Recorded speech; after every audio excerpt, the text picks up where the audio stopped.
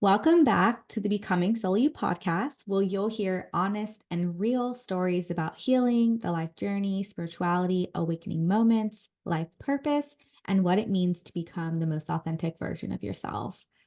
We are recording episode 2. So, hello, I'm so excited to be recording the second episode. And the first episode was a little bit more of an unofficial introduction, but this one, I'm going to go ahead and give you a real introduction about who am I? Why did I start this podcast? What was my inspiration? And give you more background on what this podcast is all about.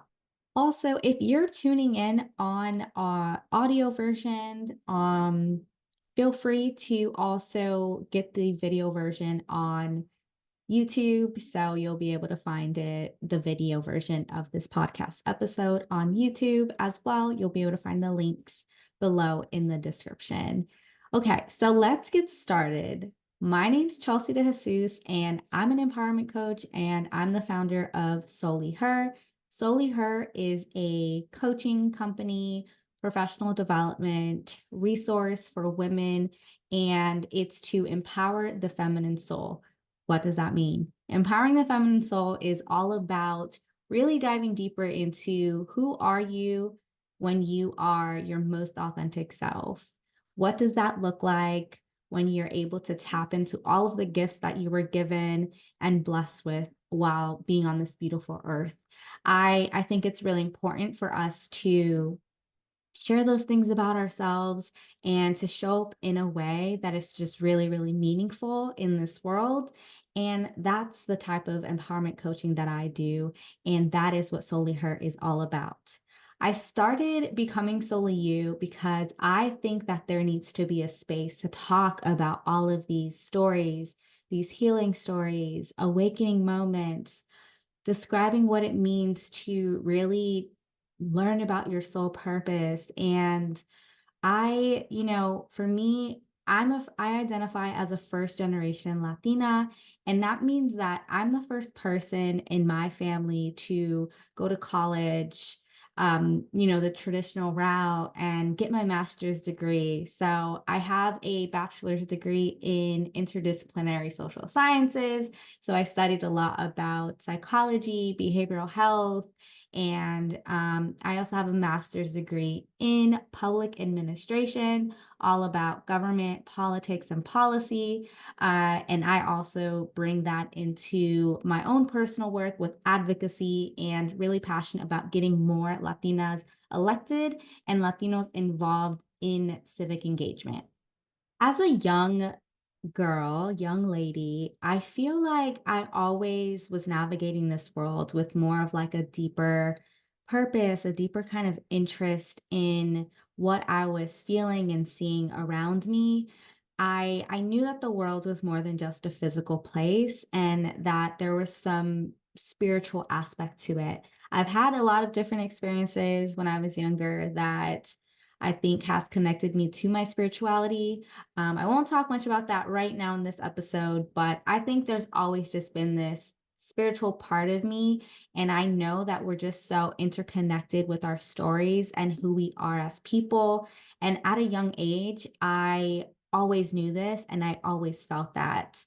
I'll say that my childhood I wouldn't say it was extremely, extremely traumatic, but who's to say that? I mean, everyone has their different definition of what that looks like.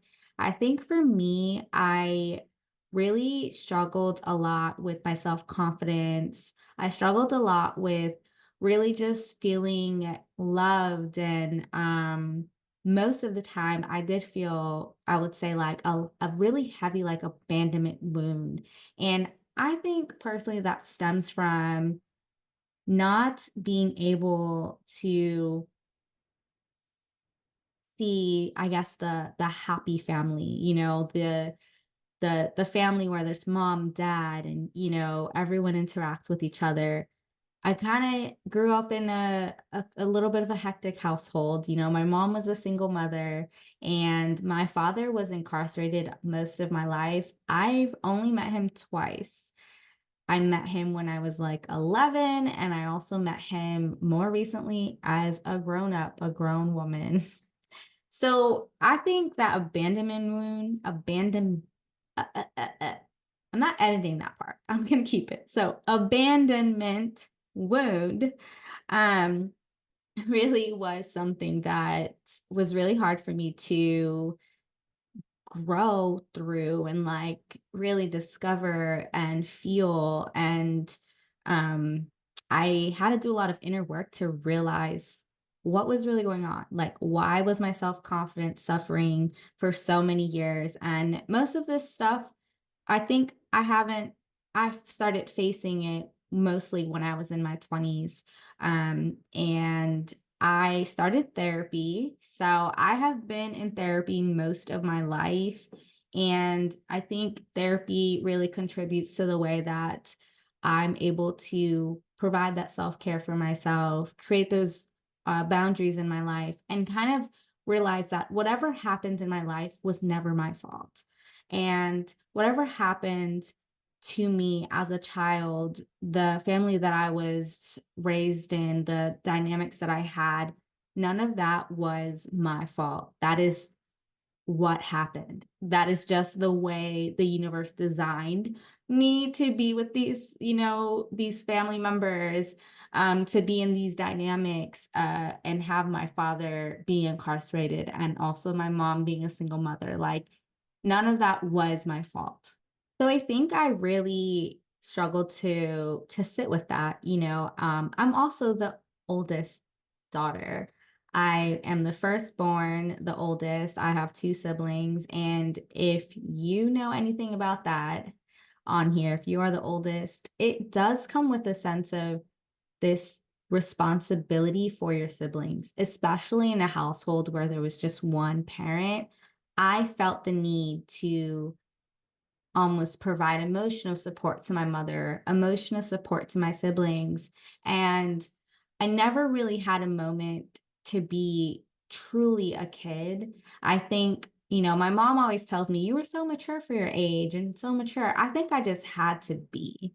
I don't think that I actually chose to just be this mature young 4-year old or something. Like, I felt a responsibility to protect my sibling because of environmental factors. And I think that that made me grow up so fast. It just came with, as an adult, I feel so much more wiser and like older in my 30s than maybe I'm supposed to feel. And that's just my internal self. That's just how I really, really feel. I didn't really get to be childlike or playful. And those are things that I had to work on. I had to realize that life wasn't so serious.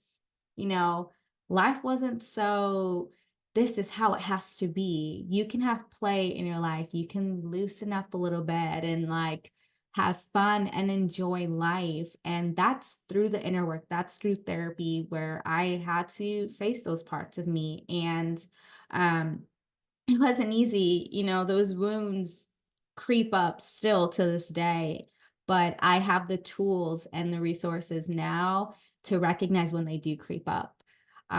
So, I think with my journey and growing up as the oldest daughter, as in a single family dynamic, having a father that was incarcerated and truly not present in my life at all, I really, really felt like I knew that I wanted to kind of break those cycles. I wanted to break those cycles. I wanted to just at least admit them and address it. Because if like, it almost feels like in my family, things happened and it was ignored. It's just what happened. But I want to shed light on to what happened. I want to shed light onto different family dynamics and how that actually has affected my life and how that has affected the way that I show up in the world. And that's part of my story. That's part of my journey. That's what created me today. And why not talk about it? There's someone out there that needs to hear what I have to say. There's someone out there that may relate to my story in some way and might be going through it right now. What does it look like to be a young woman, to really how do you find self-confidence? How do you work through healing? How do you stop being so angry? I used to be so angry as like a teenager. I was just felt lost, and I felt unsupported, and I did not feel loved. I felt like I had to grow up so fast. And I'm gonna get deeper into this, but I also moved out when I was 15 years old. I think that's like a whole entire episode that I will talk about, but I also moved out at 15.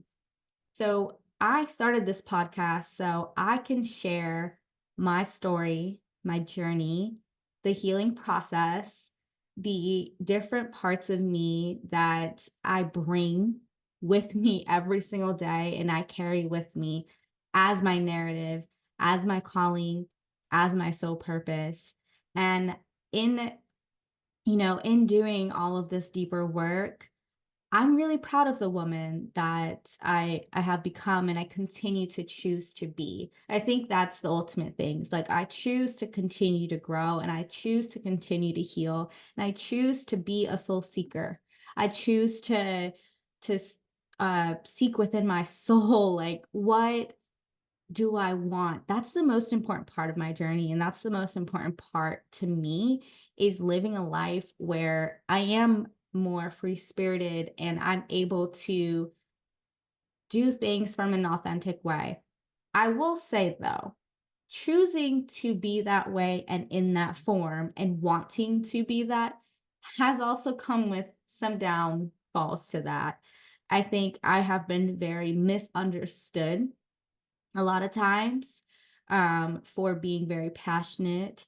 I have been misunderstood, especially in traditional workspaces, especially in places where I didn't feel like I was or could be my authentic self.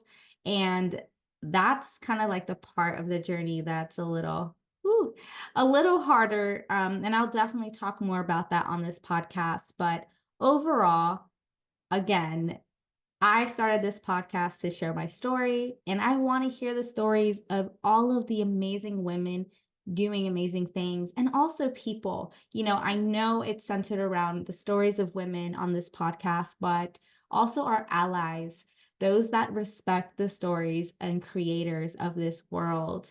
And to become solely you takes courage. It takes the deep work. It takes the healing. It's not the easy route to become all of you, to make sure that you honor your story and honor the different parts of you.